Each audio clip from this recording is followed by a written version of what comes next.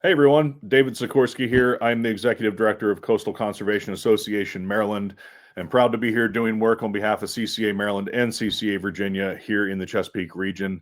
So we're 1 month into 2025, and there's been plenty going on, and we have plenty planned for the future. So I wanted to give you an update on what's up, what we're up to, what we're planning for the future, ways you can get involved with our organization, and I hope to see you at a future event. So check out our website. That's a hub for all our information. Check out what we've been up to. Look at how you can get engaged. As you see right there, it says become a life member. That's a program we have where you can give a donation, $1,000 to become a life member, $1,500 to become one, and get an upgraded gift. That's a Blackstone Grill raffle. And so your donation there stays right here in Maryland to support our programs. You also can see the Pickerel Championship, which is a great fishing tournament that's probably been a little iced over recently, but is still running until the end of February. And so you can still get involved in that. We've got the Great Chesapeake Invasives Count. That's an effort where we ask you to go out and catch invasive fish like the snakehead or Chesapeake chana, the blue catfish, the flathead catfish, report the data of those fish. You choose what to do with them, even though we encourage you to take them home and cook them up and eat them. But ultimately, get involved in the Great Chesapeake Invasives Count. Help us drive data to the fishery managers that are trying to tackle this problem, quantify this problem, really understand how they're impacting the Chesapeake Bay. So get involved with that great effort that is sponsored by our friends at Yamaha Right Waters. We started the year off at the Chesapeake Bay Boat Show with a fantastic kids corner with our friends from Combos for Kids at Anglers, Marine Trades of Baltimore. There were such great hosts. It's across the office, but we got a Best Exhibitor Cup there thanks to just the great work and great partnership of our Baltimore chapter volunteers. We also had Maryland DNR, Department of Ag. They're talking about their work they're doing on behalf of invasive species where you can eat it. There were great samples on the stage and everything. We had Jimmy's Famous Seafood there as well. And a number of families just got to sit down, relax, learn some things. Steve Griffin from Griffin's Guide Service, preached the gospel of side scan sonar a couple times over the weekend, and it was just a fantastic event. So those are the types of things that we have on our calendar. So you scroll down our calendar here, there's lots of different categories, and ultimately get involved and sign up for our newsletter. There's a link at the base of the page here for you to do that and get involved with us. What you see at the bottom of the screen right now, scrolling information at ccamd.org, that comes to our full team, and so we can respond to you accordingly if you need something. And if you're not seeing emails from us, if you're not seeing the messages you want, just let us know what you are seeing or what the problem might be, and we can address it for you. So ultimately, habitat today, fish tomorrow. 35 reef ball builds last year, all that work. We're planning some great reef deployments this year. I've started staging reef balls at Tall Timbers Marina for a Potomac River deployment as soon as the permitting is ready. We'll also be talking about some fundraising for that project later this year. We have our sights on the Clint Waters Reef. After about 3 years of waiting, we hear the permit is close, and we should be making a deployment this spring of reef balls that have been waiting a long time to get in the water there at the mouth of the Choptank River. And then we have some other plans around the area. Of course, we ended the year last year right at Hollicot's Noose with 140 mini bay reef balls going down by the team at McGuire Marine. Thank you to Mike and your crew for getting them out there for us, and Mike Malpezzi from Maryland DNR, who's been out on a barge seeing material go down to different reef sites, all throughout the year and even throughout this cold winter. So kudos to you, Mike, and your hard work and the partnership with DNR and CCA and Mari and all the recreational fishing community to add habitat to our bay. It's a group effort, and that's ultimately we're all going to benefit from in the future. If you want to support our side of the partnership and our programs, here it is. You can give us a donation here. You can restrict it to different components of our work. You can make a donation to Noah's Reef right here. You can just give a general donation to the Living Reef Action Campaign. And right now, we have a capital campaign to help purchase a reef ball trailer. We have 2 full-time reef ball trailers, one that we use a little bit part-time for smaller events, but we're trying to replicate our big 2 to make it 3. Another one on the Eastern Shore to do work there. We're also looking to organize volunteers that want to get involved and help plan the first steps of that work when this reef ball trailer is funded and is on the road. You can see we're moving our way towards our goal. I just want to thank Jim Talbot from Gillespie Concrete, who really spearheaded this effort with a lot of other great volunteers. Thanks to Toby Fry and the Midshore and lots of great partners and companies that have supported this and also spread the word. Because ultimately, these tools are how we can impact not only building your next fishing spot, but also connecting to generations of anglers, bringing community together, finding commonality in the things that we can do to benefit the bay. There's a lot of challenges we all face. There's no question about it. We're reminded every day. And ultimately, this is a program where people can come together, put a smile on their faces, and enjoy what we have in common, the Chesapeake Bay and all its resources. So ultimately, if you have a way, please give to the Eastern Shore Trailer Campaign so we can get on the road with that as soon as possible this year. And as I mentioned, if you stay up to date with us, if you get an email from me, if you look on our Instagram account, if you can find our link tree, the CCA link tree. It also includes all of our stuff. And again, information at ccamd.org is an email that can go out to all our team if you have questions about what's going on. So next week, we have the Atlantic States Marine Fisheries Commission meeting at their winter meeting in Crystal City. It's a short meeting for just 2 days. And I wanted to update you with a few things. I'll be attending virtually as a board member there for most of the species that are meeting. And one update we just got was that the cobia agreement has been approved. Wait for the official press release to actually go fishing and listen to the rules that they share. But it looks like the 43-inch total length is the new size limit. 2 fish per vessel, June 15th through September 20th, I believe, is the choice that was made. The previous document that was used based on or given to us as board members included a number of options, maybe hard to see here on this screen. And a lot of the leaders from the different states got together from Virginia north to say, look, what are the pluses and minuses here? It's really important to remember everything with fisheries management is a trade-off. There's a lot of unknowns, and lots of times we'll just have to try one effort, hoping that it meets its projected goals of conservation goals, and ultimately just kind of reset if things aren't as we expect. There's been some delays in the cobia stock assessment. So for now, the states agreed upon this rule. I'm not sure how long it will stay in place. And again, my notes said June 15th and September 20th. I see June 15th to September 15th here. So I think there's a little bit of tweaking going on at the last minute. Always check your eggs in your prospective state. And also recognize here that the states from Delaware North, Delaware, Jersey, New York, Rhode Island, looks like you all may not have a closed season throughout the year the way we would in Maryland and Virginia. So a couple nuanced differences coming on cobia. Again, always check out the ASMFC for the official final notice on exactly what happens, as well as your state's regulatory folks. And so striped bass is also being talked about. This is one of the memos from Emily Franca, the FMP coordinator. There's some questions that are being asked about how do we want to potentially shape things into the future, recreational modes. Should we split different rules for different people or different seasons and kind of components of the fishery for different people?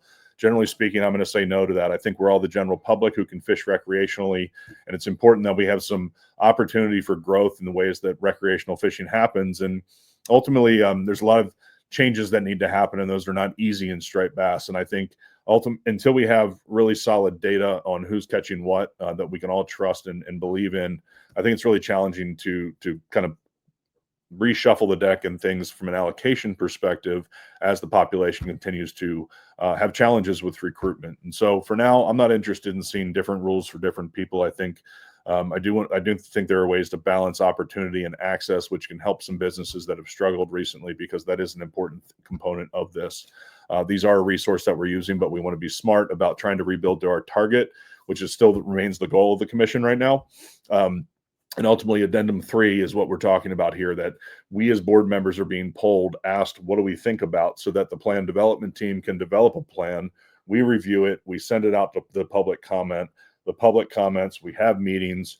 We then come back together and deliberate and decide, is this the document? Is this the action, the FMP action, the fishery management plan action that we want? Is this going to shape us into the next year? Also next week, there's a discussion around the next assessment. When is the next time the population will be assessed? A benchmark assessment, which is where new sources of data and new methodologies are considered, is coming. But there's a couple opportunities for an update between now and then. So the question will be, or the discussion will likely be, what sort of information does the board exactly need to potentially craft regs next time we want to? What is the addendum based on? What is the most recent information we have? Have there been any updates? And then ultimately, at what frequency do we need these assessments to happen? It will be a discussion of capacity, what else is going on, other priorities within other fisheries, and also within the striped bass fishery. So I'd look for that to be the conversation on Tuesday. And ultimately, we'll be looking at making regulatory changes for 2026 is my guess. and then ultimately an assessment coming, at least a benchmark coming soon to help us shape 27 and beyond. And so hopefully these wintertime conditions are good for striped bass. I'm sharing this just if you're interested, check out this information at the winter meeting agenda item. I'm sorry, the agenda link, which is in our bio in the comments here in the YouTube. So if you're seeing this before this meeting, check it out there. But as always, come over to the ASMFC website. I know they've got a new website coming. They're going to turn on soon. That's fantastic. But I find this to be full of great information. You go species by species. You can read the history. Realize that a lot of things are from the past, and so they may not be 100% relevant to what's happening now. It's all an iterative process that we take part in at the commission. That's important for people to really jump into and continue to walk through little by little to learn. Also, we don't share a lot of our advocacy work on our social media all the time, but there's lots of different information you can find about sources of information, what's going on, all our events. So make sure you follow us across the board, Instagram, Facebook, and YouTube, CCA Maryland. And then the last thing I'm going to talk about today is a piece of legislation that's in right now in the General Assembly. And so last week I testified in favor of this. I'm testifying wearing many hats at all times, but in this case, I was able to serve on a task force which reviewed with the Inland Fisheries Division and other stakeholders what the Inland Fisheries Division was doing, what they were doing, what it was spending, how they projected some of their revenue coming in, and also a conversation about work they've previously done to really trim the fat and make efficiencies in their agency. And throughout that process, a multi-meeting process that had some great conversations, some tough questions answered, and ultimately complete transparency for all of us that participated, we were able to walk through data and information that could help us say, okay, if there's this many licenses sold, it generates this much revenue. The agency's operations, which include hatcheries, environmental review, which is support of the sister agency, MDE, but funded by recreational fishing dollars largely. They do a lot of that work. They're keeping an eye on things like what are the planning processes that are happening around our state to make sure that our fragile waterways are protected, especially the cold water resources we have in our state. I swear I once heard that it was something like 4,000 miles of cold water habitat existed in the Chesapeake, at the right time. And we're down to something like 40 miles, if I'm not mistaken.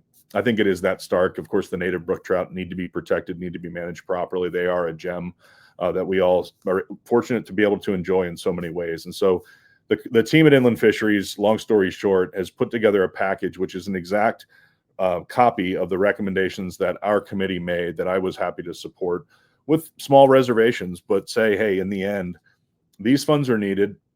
Some of these licenses are not on par with neighboring states. We may not be charging enough for the services provided. We're also, in some cases, like the trout stamp and the senior consolidated, it's been $5 for 33 years. And so there's discussions about bumping up these different fees or pieces in the legislation. It is the exact proposal. The senior consolidated goes from $5 to $12. And that's one thing that we did hear in testimony, somebody against that, calling it outrageous. I thought of it differently in the work group, and I want to highlight this because it's important to understand that there's lots of different ways to view this. If you Google who has the highest net wealth, what age groups, we all know that it's 65 to 74, especially in this region.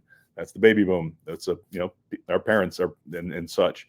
And that's pretty common. And then ultimately, if you look at all the different demographics, of course, younger demographics are going to have lower wealth, lower disposable income, especially in times like this. And so I made those comments at the committee to say, I respect and appreciate all the people that, are seniors that are still recreating, have given to our sport and to conservation over time. But I find it interesting that a $5 to $12 increase was just a bit too much for some people. Bottom line is I respect anybody's perspective on this, and I fully expect to debate it with our membership, with different people around our state, because that's the conversation we need to have. I think when the department comes to us with a transparent process like this, they're supporting the opportunity for us to invest in conservation, which is a long-standing tradition of the sportsman community, both hunting and fishing. This work was done in a similar fashion in 2007 to lead to the last license fee increase, which many debated at the time and many pushed back against. In fact, I think CCA opposed it at the time. This is inland fisheries only. And one little fact I want to leave with you, the trout stamp revenue, which I don't have the exact numbers in front of me, but might be able to grab them here. No, I don't think I do. But the trout stamp revenue is barely enough to pay for the trout food. Yet tens of thousands of people get to enjoy that first shot of spring. We have youth trout fishing now. You know, it may not be what it used to be, but at least it's something to really engage people in fishing. Plus, this inland fisheries division is supporting all the youth rodeos we do, and so many different groups do that are in public waters around our state. They're completely transparent. They're completely passionate about their work. And when the challenge of invasive species hit the Chesapeake Bay, the Inland Fisheries Division is who took it on. Passionate, hardworking, you know, biologists that are now PR people that are now putting together all the different pieces to make sure people understand how important it is that we tackle this invasives problem. So I've said enough. The bottom line is I'm willing to pay more for my license, for my non-title license, and I would hope that you would be too. And maybe it might support House Bill 40. I'm sure in times like this, as we all know, there's looming budget challenges in our state. At least that's what I'm reading. I'm sure this is a challenging thing for some people. But again, I respect all those that can give input on this. And ultimately, this is how our process works. So let's deliberate. Let's figure out what's best. And ultimately, let's make sure that we can maintain services that Marylanders enjoy. You don't know what you got till it's gone. So, and again, House Bill 40 and the Senate will hear this next week. There's also lots of other legislation that we will be tracking throughout the year. Some of it's related to weakening of oyster poaching penalties. That's been an ongoing conversation for quite some time that has some middle ground to be found, and I'm not sure if we're there yet. But ultimately, I think there's a lot of great things going on, and I hope to see you at a CCA event coming soon. If you want to become a volunteer leader, you want to get involved, if you look at our calendar, you see a gap and you think, hey, I want to throw an event, I want to help you, reach out. Again, information at ccamd.org. And we hope to see you in February and well into the future doing our work together. Thank you very much.